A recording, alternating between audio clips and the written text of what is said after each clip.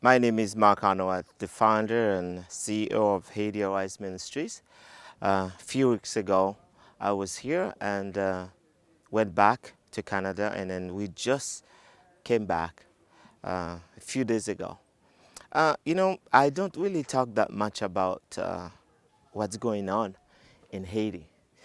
I have a few reasons that really I feel kind of embarrassed to talk about it because it's what's going on. The situation now, it's not a natural disaster, something that hurricane or earthquake that causing it. Uh, it's to me, it's like man-made. It's but at the same time, it's a perfect storm. It's looked like a very perfect storm that's going on in Haiti. So if I were to describe what's going on here, it's the situation in Haiti is very problematic. It's desperation. It's frustrating. It's no, it's it's very selfish to me of of the leaders in every way for me to see the leaders seeing the way their people is being affected. They are dying from hunger, like they're dying at home because they cannot find food to eat. They don't have drinking water to drink. If they are sick, there is no hospital or health care they can go to get medical care. And they are pretty much fighting. Nobody wants to come, sit down, and solve this problem. It's very sad. It's a sad situation. So those are the reasons for me. For the last 250 years and over, they've been doing the same thing. And they keep doing the same thing. Nothing changed. The corruption, the heartless of the leaders here, to me, it's imaginable. You can't imagine. It's unexplainable to me. It's so hard to explain this, what's going on here. To me, it's broke our hearts here. So since we've been involved full time here since 2003, and we've been trying our best to provide education, to provide skill through our uh, technical school here, to provide education through our medical elementary and high school for children, to rescue children and from slavery, uh, abandoned and orphan children, and put them in a children home. And it's been very difficult. And now, through like we've been through earthquake and hurricane, always take us back for some reason. But in Haiti, it's really hard. It is sad to see what's going on. It's like now you cannot even take one step forward. It's going backward and backward. So if you talk to the people here, and it is really sad. Uh, they are just crying and dying inside. It's hopelessness for them. And for us, now we cannot have teams, people that are willing, the churches that have been involved and coming alongside uh, to help us move forward, come and build houses here, medical team come in and provide health care for the people here. They cannot come down. And so I don't know. No matter what, for us at Haiti Arise, we will continue in the small ways that we can. We'll continue to serve our communities. We'll continue to preach the gospel. During saying all this, what I just said about Haiti, but one thing that's going on here, God is doing, the church is moving forward. The people are coming to church. They're giving their lives to Christ. It's like they don't see anywhere else they can go. So they're coming to church. So for that, we praise God for it. Because I believe soul is more important than anything else. So because of that, we will continue to encourage them, pray for them, ask them to come to Jesus, and that's where they find their hope. So that's I wanted to take this little time to at least give my 2 cents, say a few words about what's going on here. It's it's really sad. One one in every 3 Haitian is dying or at risk of dying of starvation here. The young people that are not going to school.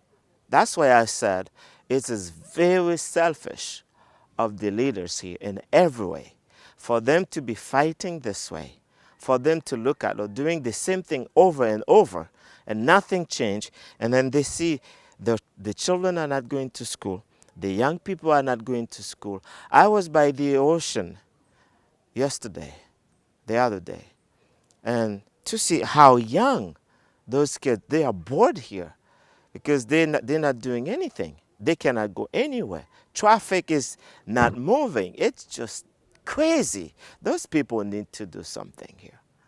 You know, they need to do something to get the situation taken care of, solve it, so those kids can go back to school. The young people can go back to school so they can face their future. You know, so that's what I wanted to say, and I don't talk that much about it, but we're trying our best to continue through our medical care for now, continue to provide health care. We have a program, children or babies program now. We're helping the young mothers with their children. Uh, the medical clinic is still open 5 days a week, and every day it's packed. So we'll continue doing this, and then the church is continue to move forward. So we will continue reaching out to the communities in every way. And then the other thing we're trying to do now, since there is no school, the tech school is not functioning right now. The elementary school and the high school is not they're not running. So we doing what you call feeding, food distribution. So if we have traffic, a few weeks open up, we will get leaders and other communities to come and get food, and then go back to their communities and help their own people. So please pray for us. Pray for Haiti. And I hope that you will not be discouraged or be disappointed with what's going on in Haiti and said you're not going to be involved. It's a good time to partner with us, to reach out, to help the Haitian people right now that are in a very desperate need, in desperate situation.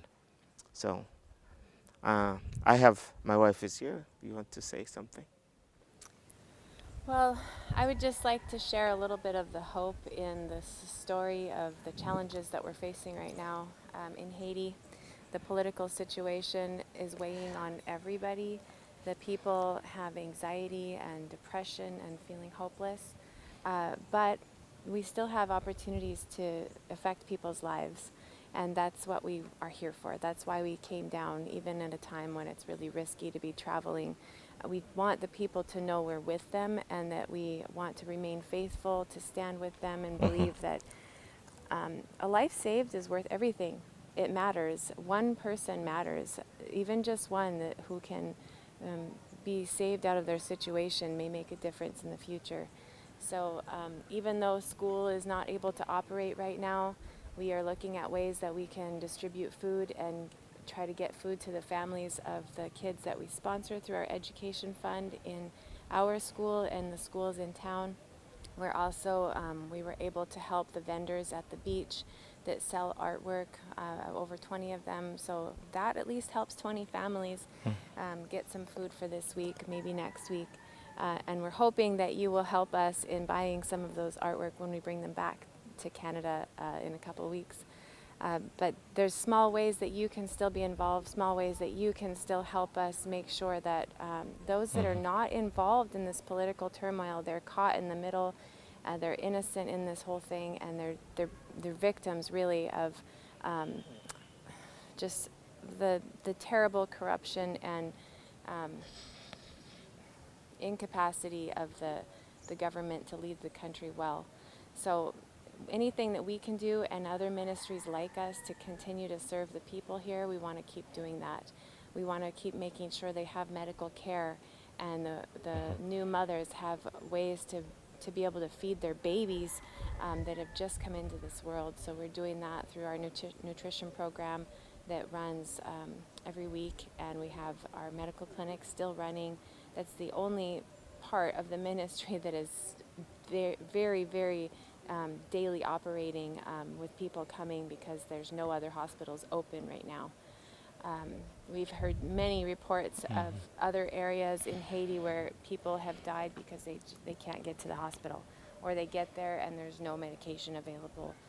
Or if they get to a private clinic, the private clinic wants them to pay money before they can even be seen, and when they go to the ATM, the bank is closed and they can't get any cash from the ATM.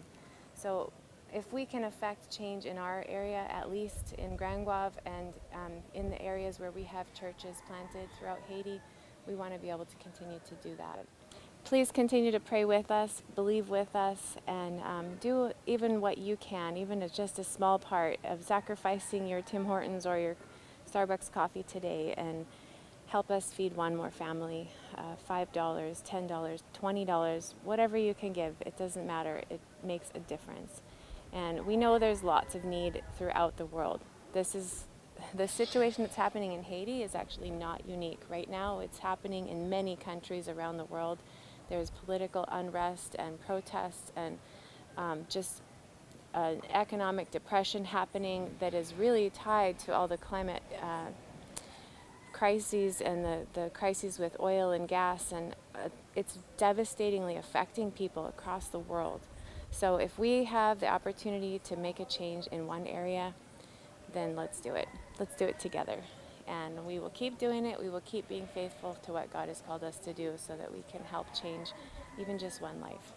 But there's many, many that have come through Haiti Arise and have been able to be successful because of what they've learned here, because of what they've received here, because of the hope they have in their hearts, because of just you and me being able to give of what we have to help them. So thank you, and yeah, continue to lift us up in prayer, praying that we will be able to get back home in a couple weeks through all the roadblocks and protests. And so, yeah. Yeah, thank you for listening to us. And thank you for standing with us as we face this situation. We don't even know when it will end, but we will continue to remain faithful. I would just also like to say we've had to cancel our teams since February. Last February, we had a team that had to be airlifted out, and we only had one more team that was willing to take the risk to come in May. And all of our teams have had to be canceled this fall. And again, that's not unique. Most of the ministries throughout Haiti have had to cancel their missionary teams because we don't want to put anyone at risk bringing them into the country when it's so unstable. But having said that, we would ask you, if you were part of a church or were part of a group that was planning to come or have been thinking about coming, don't let that thought go away. Continue to support Haiti Rise in the ways that you can, even if your team is not able to get here. We can still execute the projects as we have finances available, but if the finances dry up also, then that limits what we're able to do here. But we are hoping that teams will be able to come back in again in 2020. We're hoping that things will calm down. Yeah. Like as Marc said, we don't know what tomorrow looks like. It's really difficult to say. Nobody anticipated that we would have ongoing protests for 11 weeks straight. Nothing in the country has been operating properly. No government offices, no schools, hospitals have been shut down. People can't get gas for No their market. generators. There's no market. Vendors taking the risk to go out. People's gardens and produce are spoiling because the transportation trucks can't get them to the market. So it's a really serious situation. I think it's worse than the earthquake and the hurricanes that we've experienced in the past because it's self-inflicted, unfortunately, and it's really hard to say that, but that's the reality of it. Having said that too, things can turn around on a dime. Haiti is amazing that way. One day it's chaos, and the next day somehow everything flows. Yeah. So we are just praying that we will be able to still have teams coming in the new year. If you are planning to come, we will be sure to give you notice at least 1 month ahead of your planned trip, and we will not be booking flights for anyone until we're sure it's safe to come, as well with having cancellation insurance available if in case we had to cancel the trip last minute or have you evacuated out of the country again. So anyways, we want you to be praying with us and still believing with us and be willing to continue to invest, even though it's unfortunate that some of you that would love to be here with us are not able to be here at this time. So continue to be with us in your hearts and in your prayers. Thank you. Thank you. Blessings.